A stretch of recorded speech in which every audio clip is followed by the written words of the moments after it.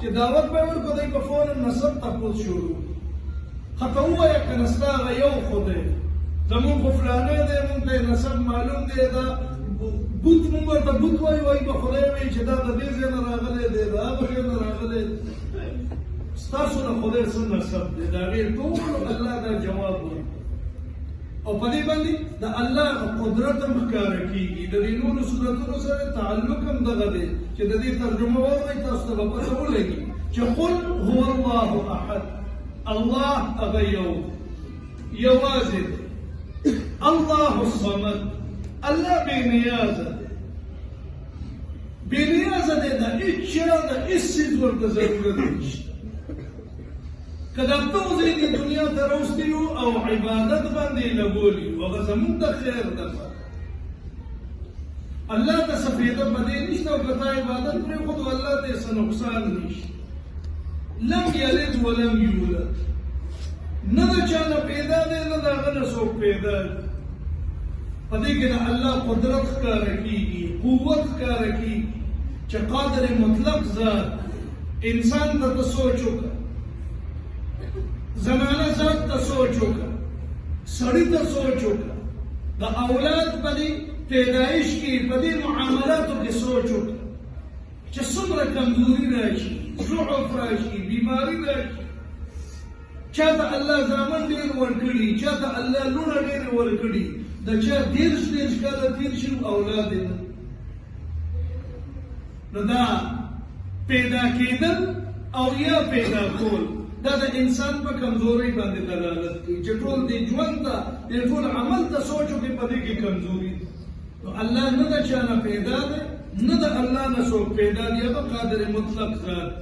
ولم یکن له کفوا احد او الله سره په مقابله والي کې په همسروالي کې په طاقت کې هیڅوک برابر نه دی بسم الله الرحمن الرحیم قل اعوذ برب الفلق تاسو ووایئ چې زه پناه غواړم ټولو نه اول خو یاد ساتئ چې دا دوه صورتونه د انسان لپاره ډېر لوی انعام دی په دې یو صورت کې د بلني صورت کې قل اعوذ برب الفلق د انسان د جسم اگر ظاهري طور سره چې دته د کومو څیزونو نه نقصان رسېدی شي په هغې کې پناه غوښتې شوي ده لکه تفصیل درته کوم ورپسې قل اعوذ برب الفلق تاسو وفرمایئ او د دې فضایل هم ډېر زیات حتی چې حضور علیه الصلاة والسلام ورنظار چې ستاسو زموږ ټول کائنات ټولې فرشتې ټول مخلوقات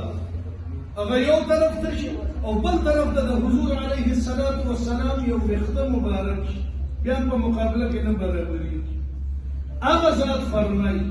چې دا زم په ځان باندې د شپې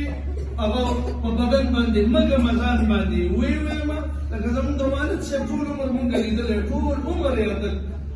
چې شپې وده کېږي دا معوذتین په دواړو لاسونو باندې چوپ کړو د څه شي نه پناه غوښتې شوي دي دواړو صورتونو کې ذکر او په ټول بدن باندې حضور علیه الصلاة والسلام فرمایي چې زم دا وایم تاسو هم دا وایئ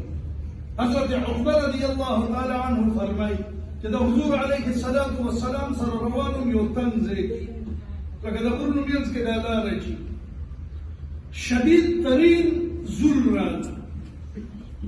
حضور علیه الصلاة والسلام به رنګ مبارکه سم زیړ شو موږ تاسو خوښندو خوشحالي باران به روان دی دا سخت هغه په ځان تېرې کړي زموږ او ستاسو لپاره ټول عمر امتي امتي آواز کړی او موږ بیا هم نافرمانه شو موږ دومره نشو کولی چې موږ د په حضور علیه الصلاة والسلام باندې د ورځې یو سل پېرې درود شریف ووایو نوره خو لرې خبره او هغه ټول عمر زموږ دپاره تېر کړی امتي امتي وریځې به رالې ګړز ګړوز به شو رنګ به یې زیړ شو دننه بار به کېدل د کمرې کله بار کله دننه کله بار کله دننه په دې پریشانۍ کې به و چې خدایه پاکه دا زول لاړ شي چېرته زما امت د قوم عاد او د ثمود غوندې هلاک نه شي په دې پریشانۍ سره به دننه بار کېدل نو حضرت عقبه فرمایي چې حضور علیه الصلاة والسلام چې زول شو فوراً یې دغه صورتونه شروع کړل ما ته یې ویې ته هم دغه وایي چې یو سړی په دې پناه وغواړي که نو داسې یو پناه نشته چې هغه د دې نه غټ وي